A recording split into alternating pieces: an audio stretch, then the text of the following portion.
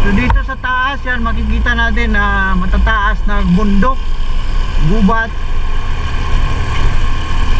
Yan, daming mga road signs sila dito kasi napaka delikadong naman to, mga blind curve dito.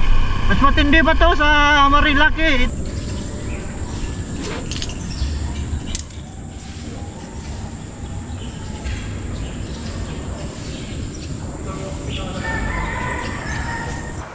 Good morning sa inyong lahat mga palangga, mga idol, at welcome muli sa aking channel. So panibagong araw, panibagong vlog tayo mga idol.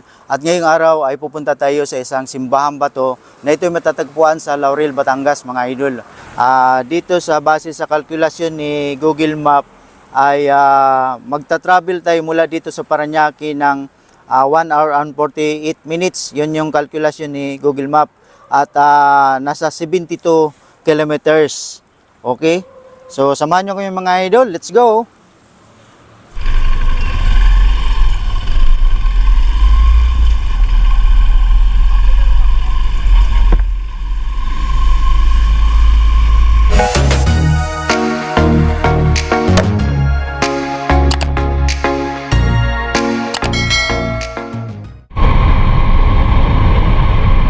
Dito na tayo sa Silang Cavite pa lang tayo mga idol.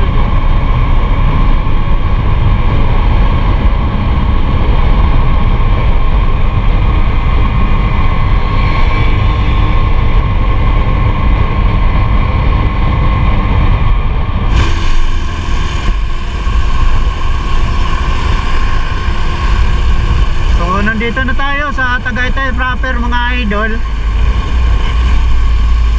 At time check tayo, 6:40 na. 6:40 na ng umaga. Medyo mabagal lang yung takbo natin. Pero okay lang. Malapit na rin tayo.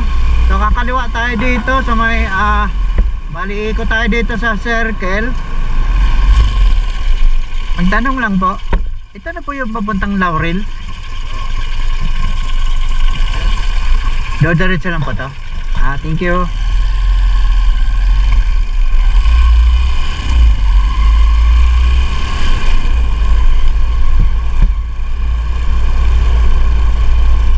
So ito mga idol, pababa na tayo. Nandito tayo sa tuktok ng Tagaytay. At pababa na tayo ng Talisay, Batangas.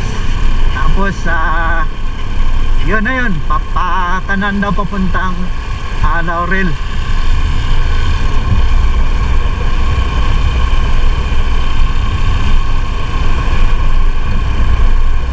Nagtanong tayo doon sa may kanto nung pagkalagpas natin ng police station sa may circle kasi biglang nagloko si Google Map.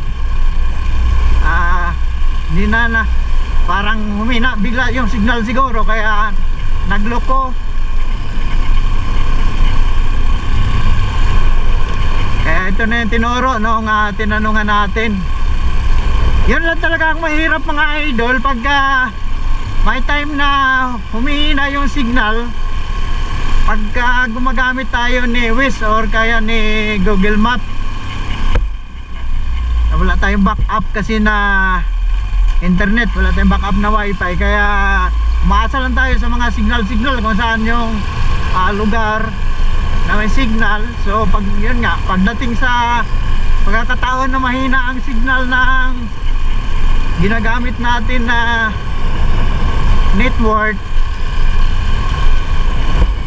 wala na tayo, naliligaw na rin tayo. Kaya magamit na tayo ni Magtanong apps.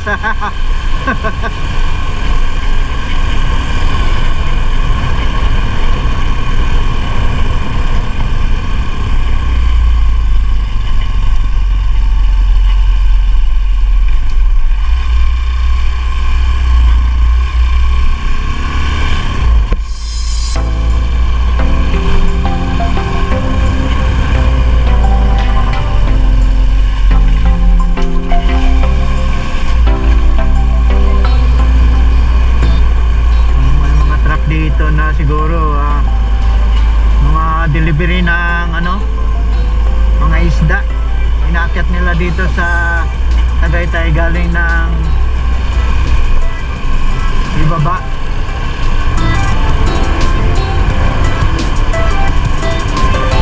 Ito, may tricycle nga dito, oh.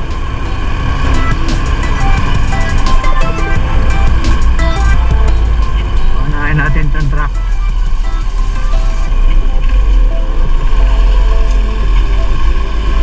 Medyo kabado kasi ako mga idol pagka ganitong pababa na kalsada, tapos may truck sa likuran natin. Mahirap na.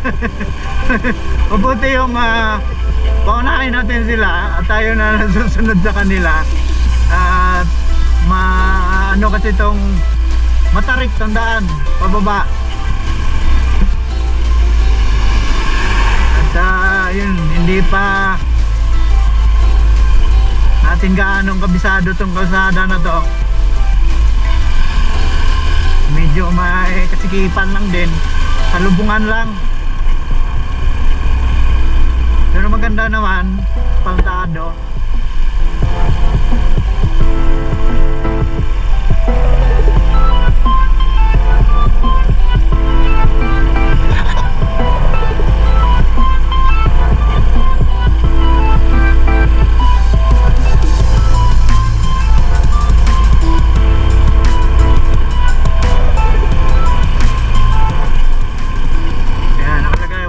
Dangerous curve. So mabuti naman at may mga nakalagay din silang ganon pagpapaalala sa mga motorista, dahil sa mga ganitong kalsada kasi mahirap pagka kagaya sa atin na baguhan lang dito at hindi natin kabisado tong lugar. So mas mabuti yung may nababasa tayo sa nakalagay sa mga tabindaan na mga paalala. At least alam natin na yun pala yung sitwasyon sa kalsada na to.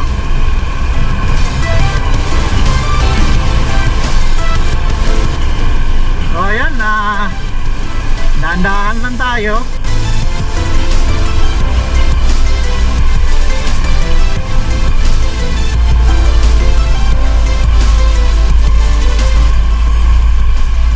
So ganda ng mga ayan, mga idol, oh. Ganda ng kabundukan, napapaligiran dito ng matataas na bundok, mga nakauyan.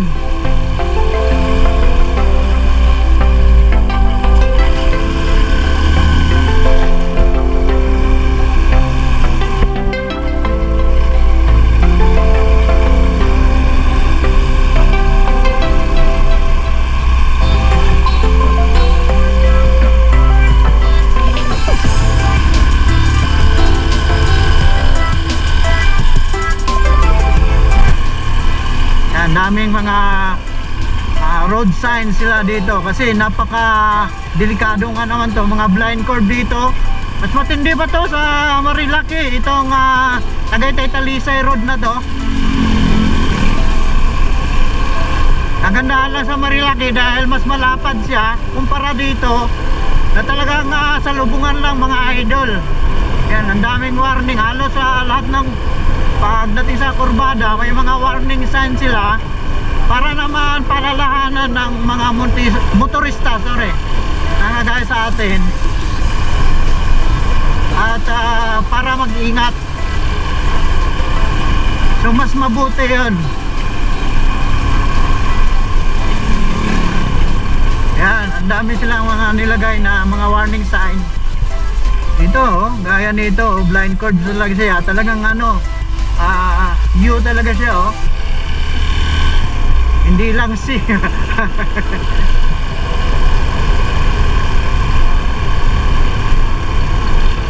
Letter U, hindi C.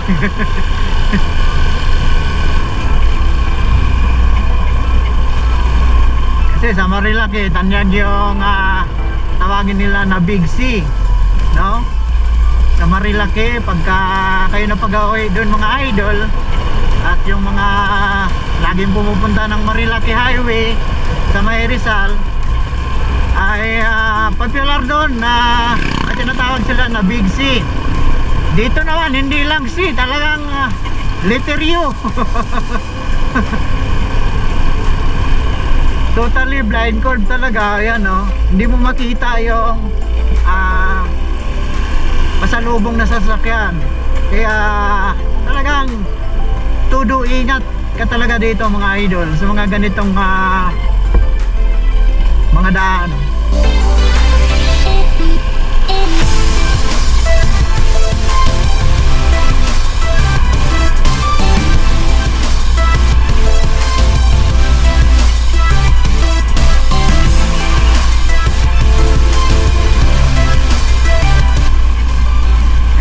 Di bali mabagal lang tayo, basta surbo lang. Kasi mahirap na. Unang-una, hindi na natin ganong kabisado itong daan na to. At pangalawa, napakatindi na mga kurbada niya dito. Mga curve niya. Mga curves, sorry. Kasi maraming curves sa kurbada. O ano pang tawag niyan? Pakama o paliter U. Yan ang makikita mo dito, mapapansin mo dito sa kalsada na to. Ito yung Tagaytay Talisay Road.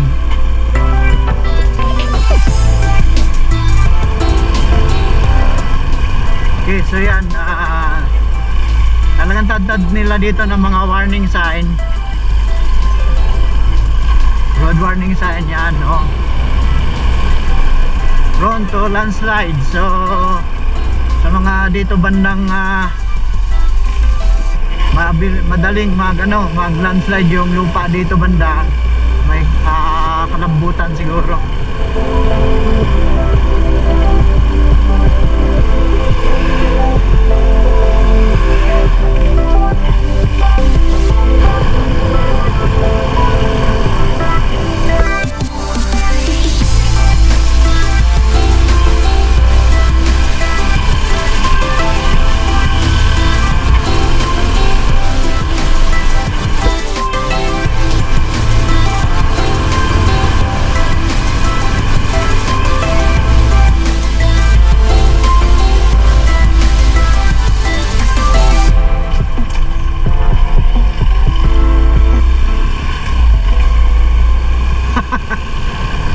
Mahirap talaga pagka hindi natin ganong pamilyar yung kalsada na tinatahak natin.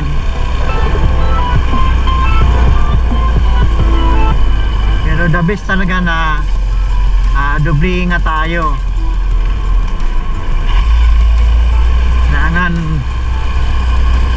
defensive ka sa pagmamaneho mga idol, kahit ano pa man sasakyan na dala mo, para safe ka sa iyong biyahe.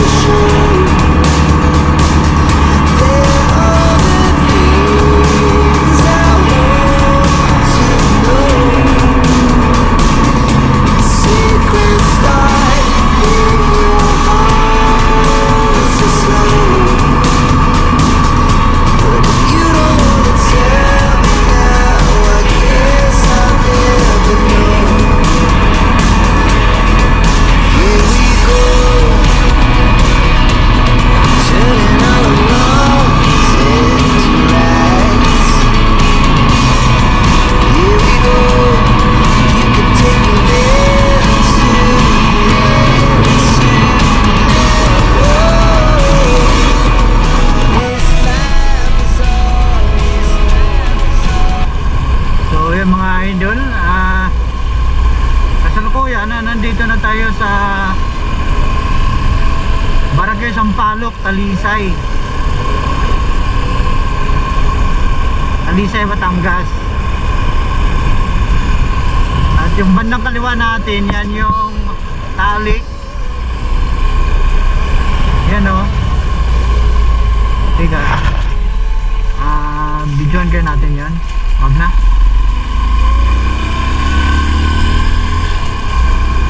Medyo maano yung araw sa lubong.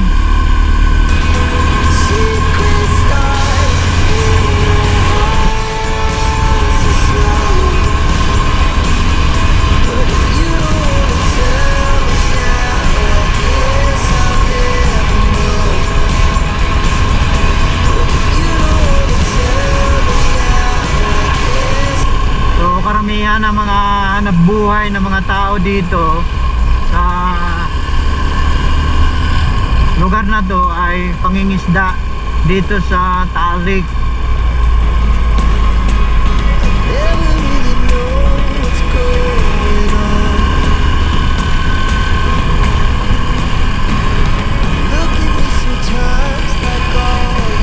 Thank you, come again. Ano ba yan? So malamang na ito ay yan o, bayanihan, linis. Nililinis sila o. Nililinis nila yung tabing daan.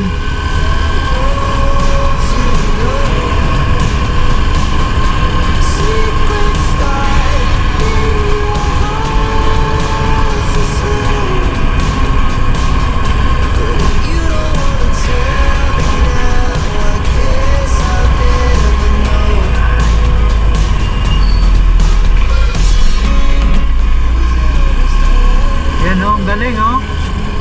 Talagang sama-sama silang naglilinis sa tabindaan mga idol. Nakakatuwa.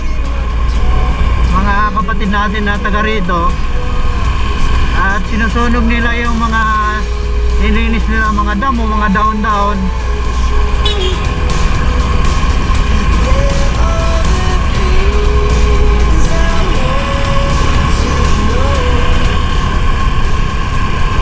Mausok.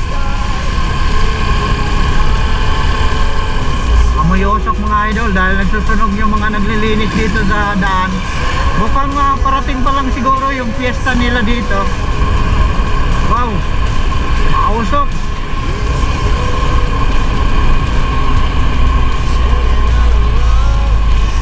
Tutuusin yung pagsusunog na yan sa bawal. Kaso nga lang dito sa bandang probinsya okay lang yan. Pero kung sa Metro Manila yan, bawal yan.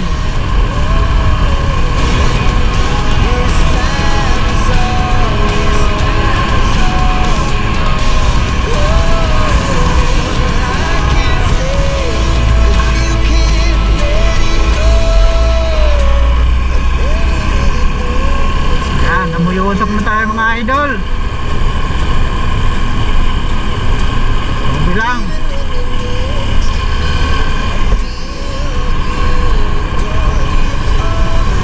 So yan, marami tayo nakikita na mga banderitas at magpipista yata sila dito sa barangay na to, Barangay Sampaloc, Talisay, Batangas.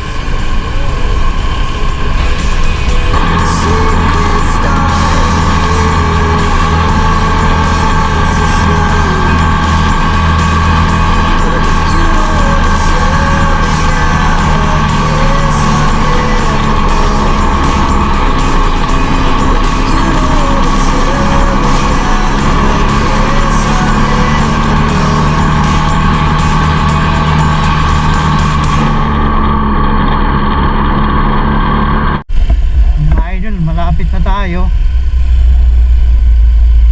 sa kaliwa daw sa may palengke. Saan ba yung palengke dito? Baka dito. Tanong tayo. Good morning po. Saan po yung papuntang simbahan ba to po? Ito po. Malapit na po siya, sir? Okay. Sige, salamat po.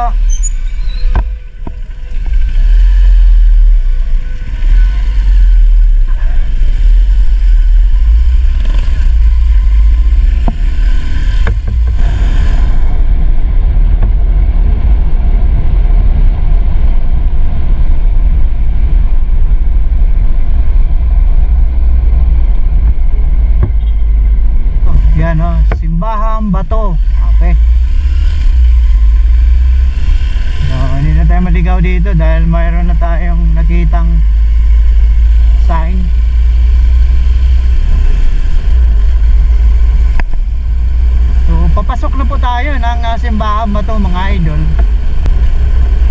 At ulitin natin, ito po ay sa pagkakalam natin, kaya itong sinasabi nila na simbahang bato na ito ay hindi nga gawa ng tao, kaya gawa ng kalikasan. At isang kuweba ito sa pagkakalam natin.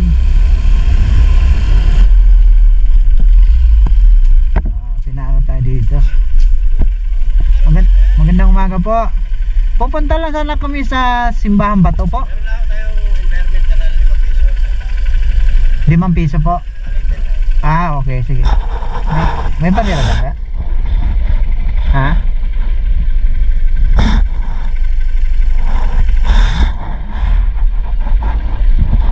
Mayroon? Ito po. Nakarating ako kayo dyan? Hindi pa, first time po namin. Ano ako kayo circle na ito? Yan pa kaliwa po. Punta kayo sa Minilog, kakanan ako kayo. May ilog kami dadaanan. Hindi na ako.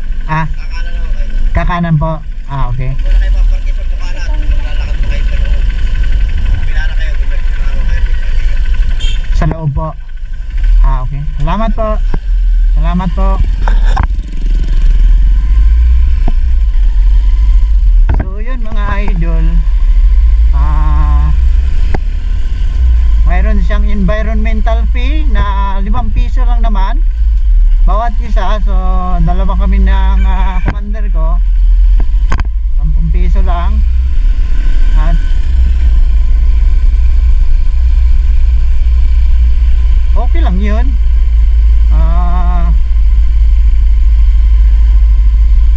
Para naman na may magamit din sila sa mga pagmaintenan nila dito sa lugar na nagiging puntahan na.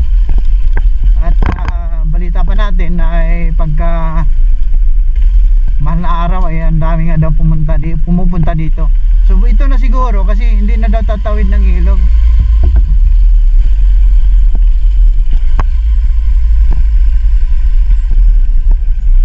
So ito na siguro. Okay. Saan po yung papunta simbahan po? Diretso lang po.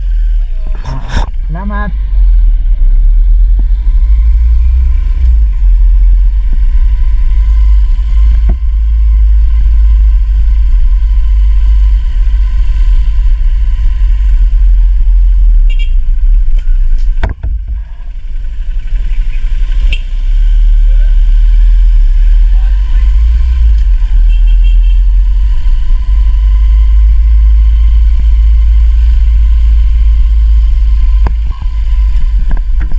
Suluban pala talaga siya.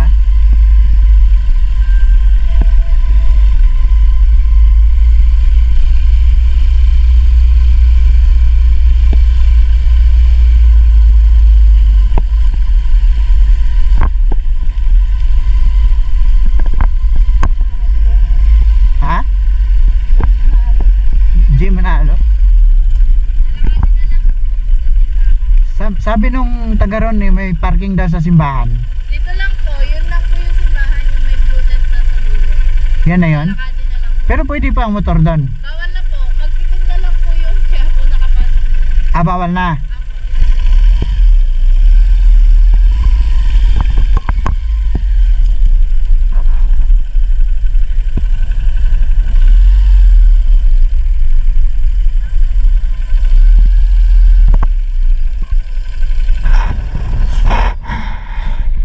Apo.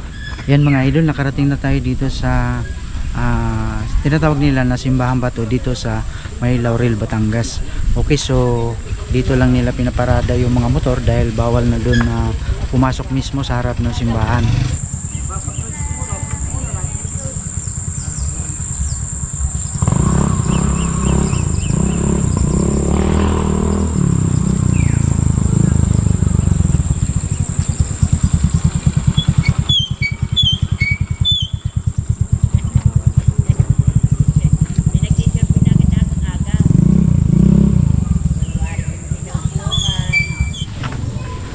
Okay, so dito sa bukana ng simbahan ba to mga idol, ay may mga nagtitinda dito kagaya na tatay. Yan. Kumusta po? Hello po, magandang umaga po. Si tatay nag-aalmusal at may mga paninda po siya na kalbasa. Ano po yan? Kamansi? Kamansi po. Tapos saging, ubi. Yan, may mga kamatis din at bawang. So yan. Sige, tuloy lang pala kami dito sa ano po. May tangla din yan mga idol. Oh, may bulaklak pa. Halaman. Ayan. So dito naman mga chicheria. Ano yan, mga tinda, pampasalubong. Ayan. ko, pwede niyo kung tikman ng lasa. Sige, mamaya po. Punta muna kami dito sa ano. Sige lang po. So yan, yung mga tinda-tindahan dito na pwede niyong mabili. Pwedeng pampasalubong. So, Martes, Merkules, Biyernes, magandang umaga po.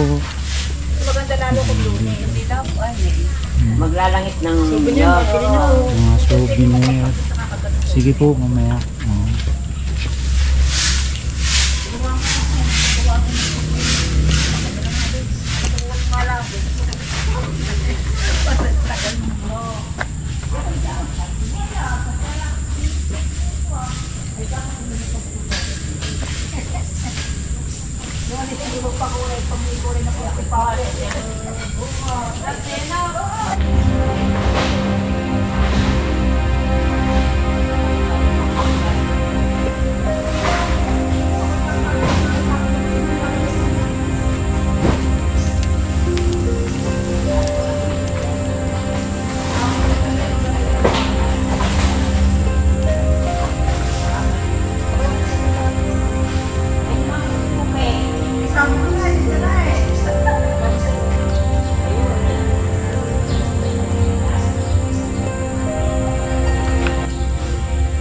So, papasok tayo sa ito ay sa pinakaharap nitong simbahan bato ay may mga punong mangga at maliban sa punong mangga ito ay may puno na parang rubber tree o baliti siya. So yan, napakalaki niya dito mismo sa harapan ng simbahan na bato.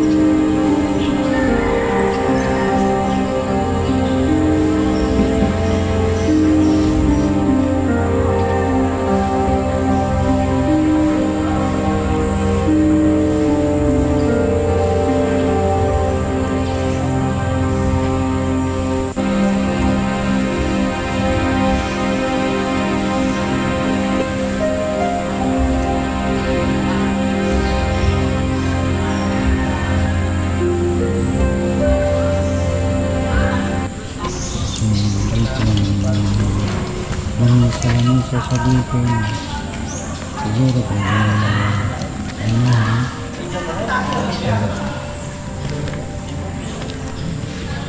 at ito po yung nakasulat at nakalagay dito na kasaysayan ng simbahan bato. Yun nga mga idol, mga nabasa natin yung nilagay nila dito, sinulat na kasaysayan dito sa simbahang bato na ito. At nung araw nga daw ay ito ay naging parang silungan, taguan ng mga iba't ibang klase mga hayop dito. mga ibon. Noong 1972 hanggang 1973 ay may nakatukas dito na punta dito na isang samahan ng mga Corsillista o Corsilio movement na pinamumunuan ni Ginoong Roman Maristela. So ang nagsimula nun ay parang pinagplanuhan nga nila na gawing isang kapilya itong lugar na ito mga idol. So yun nga, simula nun ay nilinis nila itong lugar na to noong March 16, 1974 ay nagsimula silang linisin itong lugar na ito, ng paligid na ito para maging isang ganap na gawin na maging isang ganap na isang kapilya mga idol. So ayun nga, at noong May 6, 1974 ay idinaos dito ang kauna-unahang misa, ano? So dinaos nila ang kauna-unahang misa, so nagiging simbahan na nga siya talaga.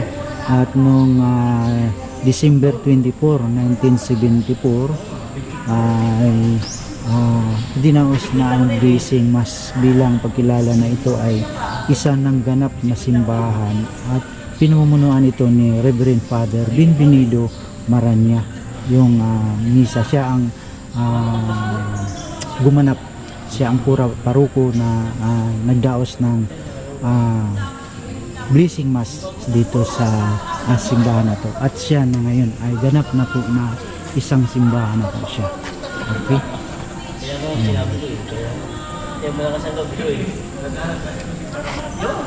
So punta tayo dito sa kapang gilid nitong simbahan ay sa bandang kanan ng bukan ng simbahan ay ito, may nakikita tayo dito ng isang parang balon. Yan. Balon. So dyan sa may tubig ng balon ay maraming mga barya.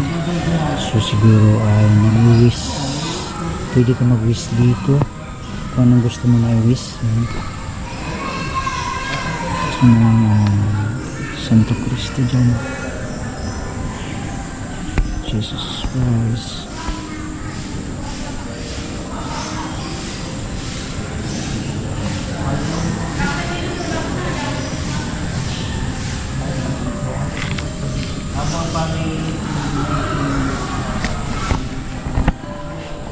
So mag-wish tayo mga idol. Ang wish natin ay sa ang kapayapaan sa buong mundo. Yan.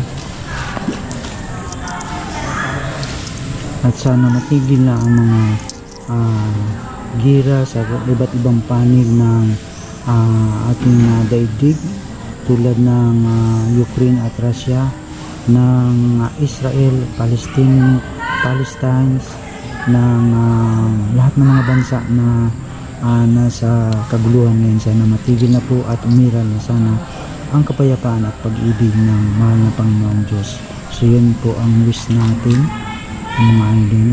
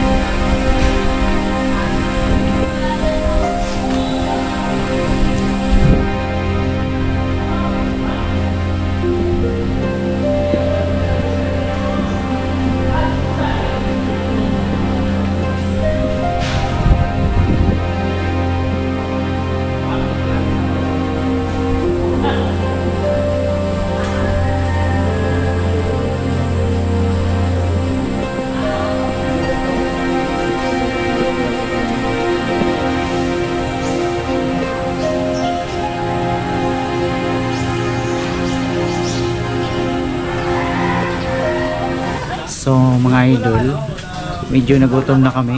Maaga kami umalis kanina. So bago tayo umuwi ay kakain muna tayo ng Luming Batangas. So Butchoy's Lumi House special food menu yan. So yan mga idol, ito na, dumating na yung order namin. Yan oh. Wow. Yan yung Luming Laurel Batangas mga idol. Yan. So bigyan ko kayo ng tip mga idol. Yan ay 60 pesos lang. 60 pesos lang yung order na yan. So kung mayroong mas malaki dyan, 120, tapos yun, pataas. Diba? Okay, umpisa na natin mga idol. Tirahin na natin agad to habang medyo mainit pa.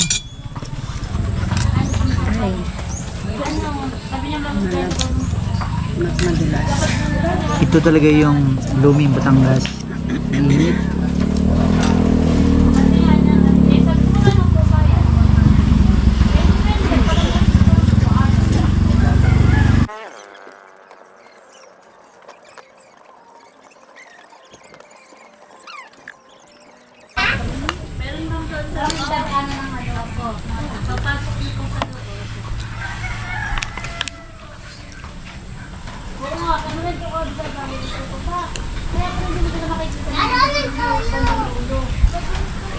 Buko juice.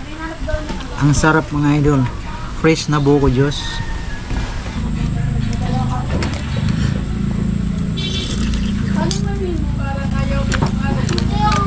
Panalo mga idol. Panalo ang itong Luming lang ni ate. Dito to sa harap na simbahan ng bato. Simbahan na bato. Dito sa San Gabriel Laurel, Batangas. Kaya kung mapagawi kayo dito mga idol, huwag niyong kalimutan na dumaan dito sa lumihan nila ni ate. Itong Butchoy Lumi House. Yan.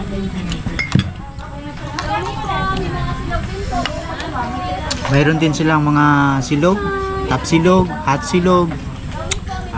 Ano ba yan? Basta mga log-log, mga silog.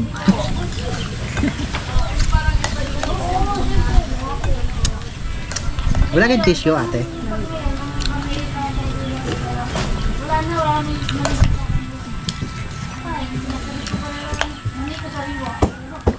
Init. Masarap dito sa Lumi mga idol. Yung medyo mainit pa siya, mainit-init pa siya.